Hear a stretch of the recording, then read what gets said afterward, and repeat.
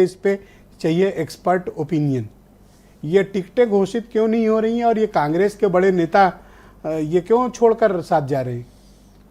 देखिए ब्रजेश जी, जब बीजेपी ने ये तय कर लिया कि अधिकांश जो सिटिंग वाले हैं उसमें बहुत विवाद नहीं पैदा करना है, उनको टिकट मुझे देना है, तो कुछ टिकट काटे लेकिन उनको दे दिया। अब असली चीजें अब आ रही हैं सामने। जो 16 सीटों में वो हारे थे उस पर निगाह केंद्रित है कि एक एक उधर से कौन आ रहा है, हमारी तरफ से कौन आएगा। एक एक नाम बाहरी लोगों को भी टटोला जा रहा है कि साहब ये लड़ सकते हैं तो इसके क्या परिणाम आएंगे। तो असली अब जो काम है अब हो रहा है। जो बीजेपी की जो टीम है वहाँ पर बाकायदे पता कर रही है, सर्वे भी कराए जा रहे हैं। तो ये अब जो असली चुनौती, अब देखिए कानपुर का मैं बताऊं आपको, कानपुर में कई दावेदार थे। कुछ लोग डिप्टी सीएम का नाम लेते थे, कुछ लोग महाना जी का भी। हाँ, महाना जी इसलिए गए, मुझे पहले दिन से मालूम था कि महाना जी इसलिए नहीं गए हैं कि उन्हें टिकट चाहिए। कारण है कि उनको जो प्रोटोकॉल मिल रहा वो शायद वहां नहीं मिलता, वहां सांसद बन के रह जाते हैं। बहुत लोगों को जानते हैं जो सांसद बन के रह गए, यहाँ मंत्री पद छोड़ गए। लेकिन वो जो है जी, जो अजय कपूर हैं, वो सारी रणनीति वहीं बन रही थी। तो अजय कपूर का जाना ये कांग्रेस के लिए नुकसान है या नहीं? ये वास्तव में अजय कपूर का नाम बड़ा है। अजय कपूर 3 बार जीते हैं और अजय कपूर कानपुर के नस-नस से वाकिफ हैं और विपरीत स्थितियों में उन्होंने कानपुर जैसा जो जीत के दिए थे, हाँ, उसको उन्होंने विधानसभा 3 बार पहुंचे। तो ये महेश त्रिवेदी तो बेहोश होंगे जो उनको हरा के किसी तरह, अरे बम गोली चली थी, याद है आपको? हाँ, बहुत वो तो बम चले, गोली चली और महेश त्रिवेदी कैसे तैसे बेचारे जीते। आज सुबह से जब से पता चला बेहोश हैं तो उनका अब वो क्या करेंगे? अब कुछ नहीं करेंगे वो। ये बड़ा मुश्किल है। ये बीजेपी वालों को ना कांग्रेसी और सपाई बहुत पसंद है। नहीं, ये अब उनको दे दिया है। अब समस्या आती है कांग्रेस के साथ। कांग्रेस के साथ ऐसी सीटें, कांग्रेस तो इसलिए सीटें ली थी 17 कि जहां मेरे मजबूत प्रत्याशी होंगे। मैं इस थ्योरी नहीं समझ पाया आज तक। मजबूत, हाँ, मजबूत वाली कौन सी है? अब हमको कोई बता दे कि मथुरा से कौन लड़ेगा? किस कांग्रेस से? कांग्रेस से लिया मथुरा, फतेहपुर सीकरी लिया,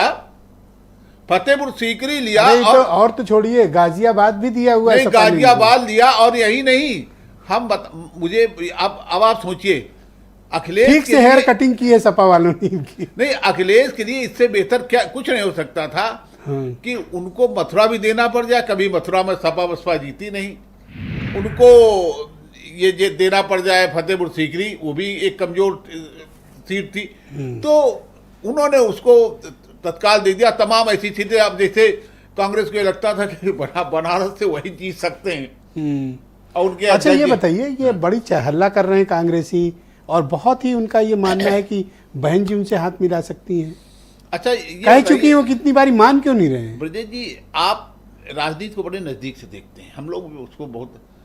यदि बहन जी को सीटें दी जाएंगी तो फिर अखिलेश को कौन सीटें दी जाएंगी? हमको कोई बता दे, कहाँ से सीटें दी जाएंगी? कहाँ पैदा की जाएंगी? 80 से ज्यादा हो जाएंगी क्या?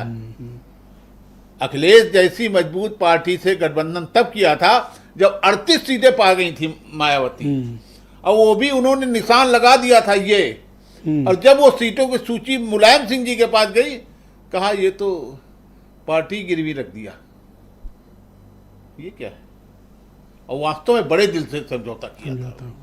बहुत बड़े नुकसान भी हुआ, 5 ही सीट उनको मिली। अरे वो ऐसा कॉम्बिनेशन था। तो कांग्रेस क्यों इसको पिच कर रही है? इस बात को बार बार ठेल रहे हैं कि आएंगी। कांग्रेस की एक रणनीति, कांग्रेस का एक सोच है। यहाँ के दिल्ली वाले नहीं सोच रहे हैं, दिल्ली वाले तो उसको टाल देते हैं। लेकिन यहाँ का एक वर्ग है जो सोचता है कि नंबर 1 बात तो 17 उनको कम लगती है, जबकि मुझे 17 भी ज्यादा लगती है। ये एक राजनीतिक गठबंधन होगा, प्रस्ताव संभावित है या नहीं? नहीं, मुझे नहीं, कोई संभावना नहीं। मुझे बिल्कुल संभावना दूर दूर तक नहीं लगती है, क्योंकि मायावती क्या 20 सीटों मान जाएंगी?